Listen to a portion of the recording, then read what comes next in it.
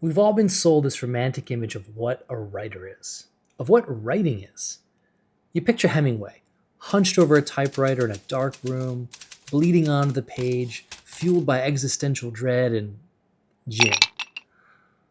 We've come to believe that if we aren't suffering through every single mechanical step of the process in total isolation, then we aren't really writing.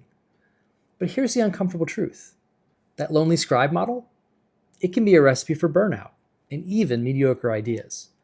It's a relic of a world where we didn't have better tools. If you want to actually produce work that matters in the age of AI, you need to stop concerning yourself with what a writer is and start thinking about how you can become an architect of ideas. To do that, we're going to look at a guy who had a lot more on his plate than YouTube videos. FDR. On December 7th, 1941, Pearl Harbor was in ruins. FDR had 24 hours to address the nation and tell them they were going to war. The fate of the free world quite literally hung on his words. Did he sit there, staring at a blank page, waiting for the cognitive gears to turn? No. He turned to his secretary, Grace Tully, and he started speaking. He dictated the speech.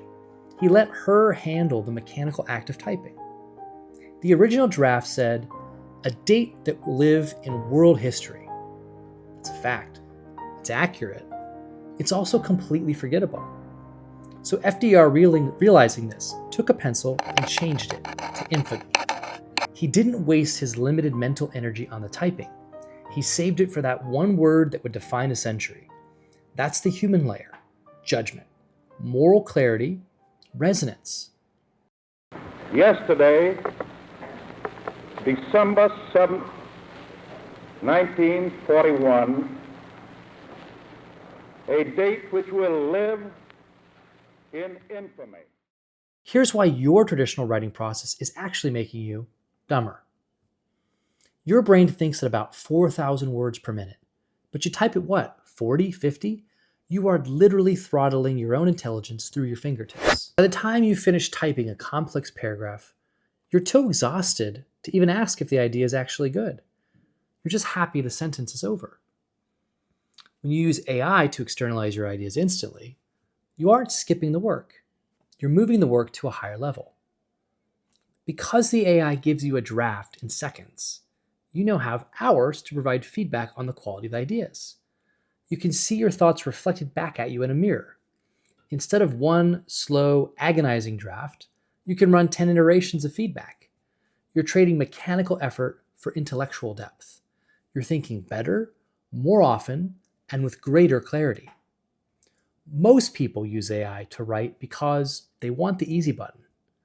But FDR had a different strategy. He had an aide named Samuel Rosenman, and in 1928, Rosenman wrote a campaign speech for him. It was factually perfect, but Rosenman himself admitted it was, quote, inexpressibly dull. FDR didn't fire him. He used that dull draft as a foundation. He added a metaphor describing broken political promises as a, quote, soiled, worn envelope. Your AI is like your Samuel Rosenman. It's going to give you inexpressibly dull drafts from time to time, and that's fine. Its function is to handle the extraneous load, the formatting, the grammar, the first draft. And your job is to be the architect who adds the soiled envelope, the part that actually makes people feel something.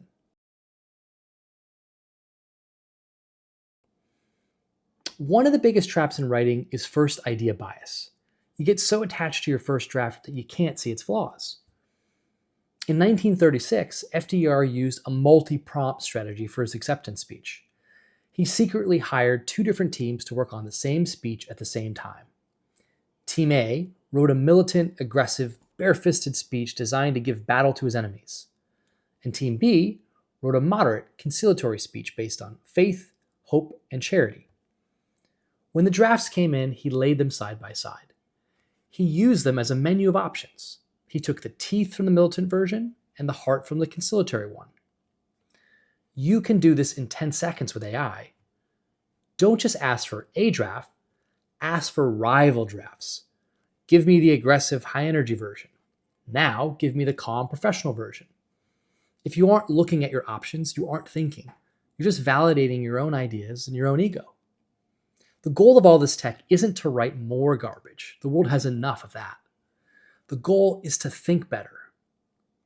Don't outsource the difficult parts, the struggle that leads to insight.